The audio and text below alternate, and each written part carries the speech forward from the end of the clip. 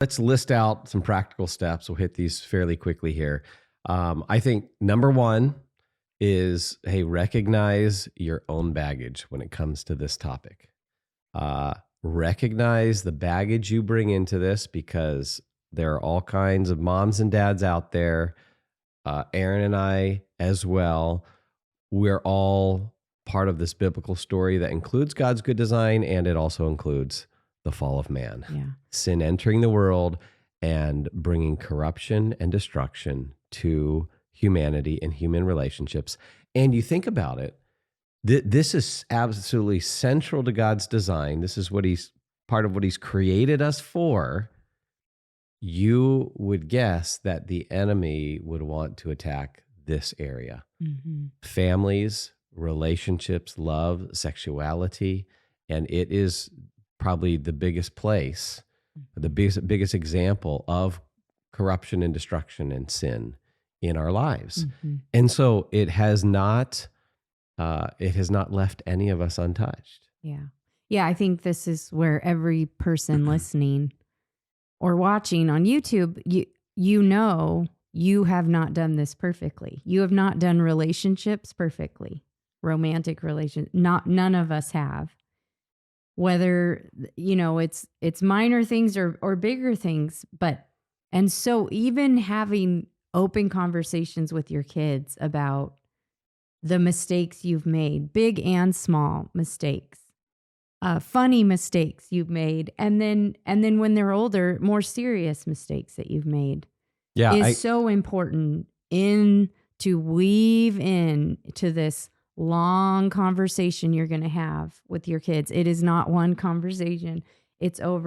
Hopefully it's just over many, many years, and it is just sprinkled throughout your time with your kids while they're in your home, that you're talking about relationships and you're sharing with them your own stories of heartbreak, of, liking someone that didn't like you back, whatever, all the stories, all the funny ones and the sad ones too. And so even if you have experienced divorced and now you're remarried and you have a blended family, you can still talk about God's good design, how he intended it to be, and then admit, I haven't lived this out perfectly. And of course, if you know our family story, I wasn't married before, but I was a teen mom when you and I met, Brett.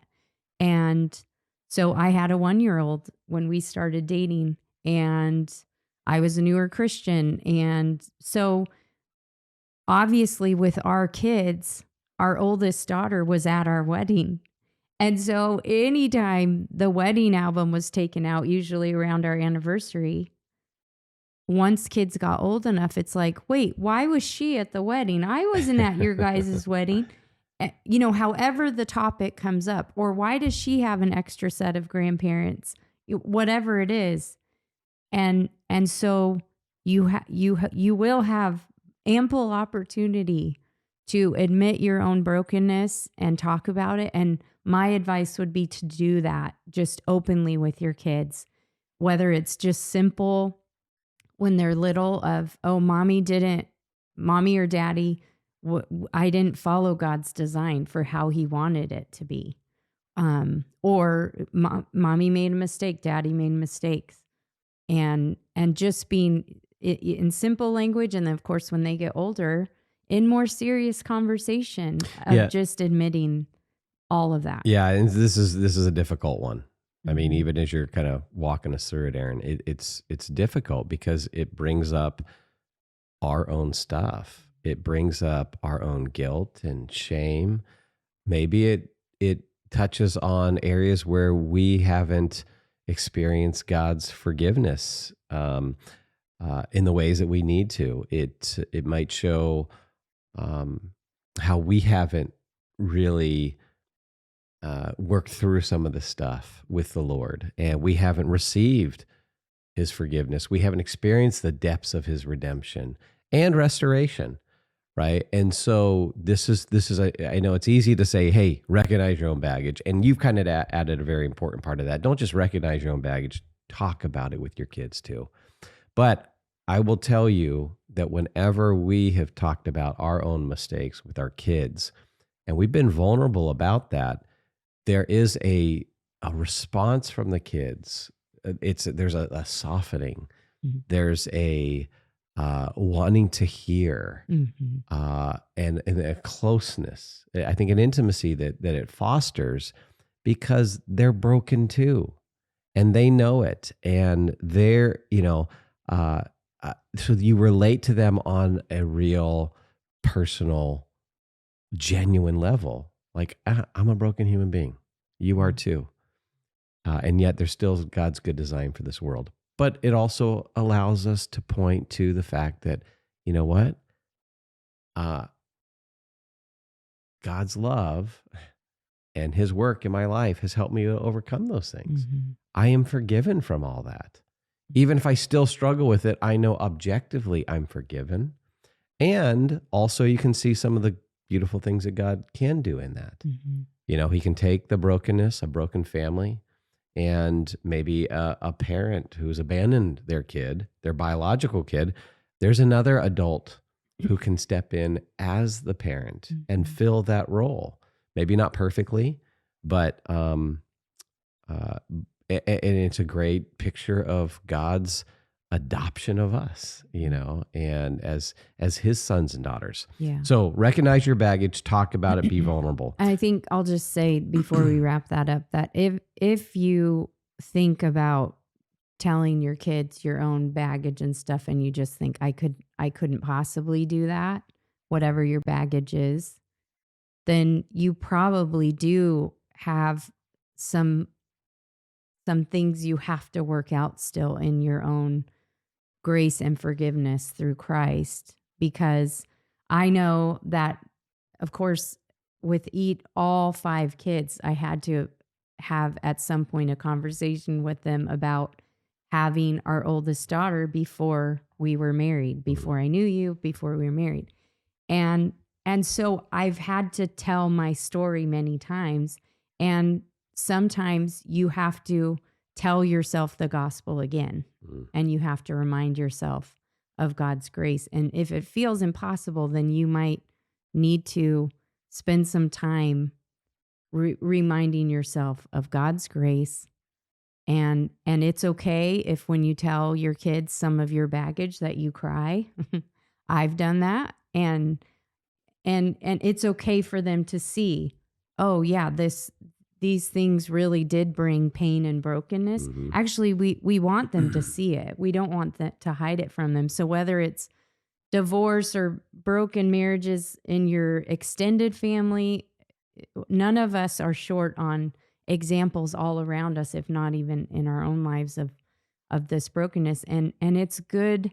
I would say it's good for the kids to see at an appropriate level the pain that comes with brokenness. Yeah. Yeah, there's another piece of the I guess the testifying to God's reality is that Yeah. there is pain in that brokenness. When you end up doing things outside of God's design, it results in pain, Yeah. you know. Which Um which then communicates, I think, to the kids the seriousness of this issue, yeah. which we're going to talk about more later. But one thing we want to communicate, especially to our teenagers who now are attracted to people, thinking about dating, that this is a huge decision because it comes with much joy, but also can lead to the worst pain you'll ever experience in your Yeah. life. Yeah. And so it's good for them to see the pain that can come with it too. Yeah. Um and if you don't deal with your baggage, you will end up, it will affect how you guide your kids in dating. And we've just seen this. I mean, obviously we've seen it in our own lives in various ways, but we've seen, even as our kids have dated other kids, we've seen the approach of other parents. Hmm. And I remember one particular mom who had so much baggage that she could barely stand her teenage daughter going on a date. Hmm. And there was just all kinds of issues. You could just, it was so visible. Hmm. Um, and Yeah. anyway, so it will impact your kids. So for the sake of your kids, deal with it. Hmm. Okay, number 2, work on your own marriage, right? The most effective testimony to God's good design is our own marriages. Yeah. And again, there's the brokenness, but there's also God's restoration and forgiveness and all that. And so, we don't want to avoid talking about doing things the right way by God's design, just because there's so many of us who live in the brokenness. Mm-hmm. We still can point to God's good design. Mm-hmm. And we are in that brokenness, we're still trying to approximate as best we can God's good design, right? So, obviously a single mom and coming together, you and I coming together, that wasn't God's design, but then we became one family. We married and we became a family, and we were still we were still living according to God's design from that point on, and there was health that came from that, and so, but then working on our marriage for the sake of our kids, so that they see marriage is a good thing, Mm-hmm. and it's not perfect. It's not a perfect thing, but it's a good thing. And so, even talking about marriage, this might be the third thing, talking about marriage, not only as God's design for human beings, but also as a good thing, talking about marriage in positive ways, Mm-hmm. so that when they hear mom and dad talking about marriage, it's not just bemoaning, oh, this is so hard. Oh gosh, I can't stand that your mom always does this. Oh gosh, my wife is just a ball and chain. Mm-hmm. I was just, You would never say. I would never say those kind of Never things. say anything like that. But that's the, obviously you get the idea. Yeah, because they I mean, I'm just thinking about, they see us argue. Do they see us having fun together? Do they see us experiencing joy together? Yeah. Do they see that overall marriage is something that we love, that we're thankful for, those sorts of things? And if they don't, you're communicating all kinds of things to them, and you want to communicate the goodness of it. And so, yeah, even talking about if you're married, that you tell your kids how dating stories when you guys were dating, that they see you continue to date and to love, that, well, no, mom and dad, it's date night tonight. We're looking forward to this. We're going out, and, and letting them see just the good, the joy that comes with marriage. Yeah. So talking about it in positive ways. And so that might just take a little more intentionality.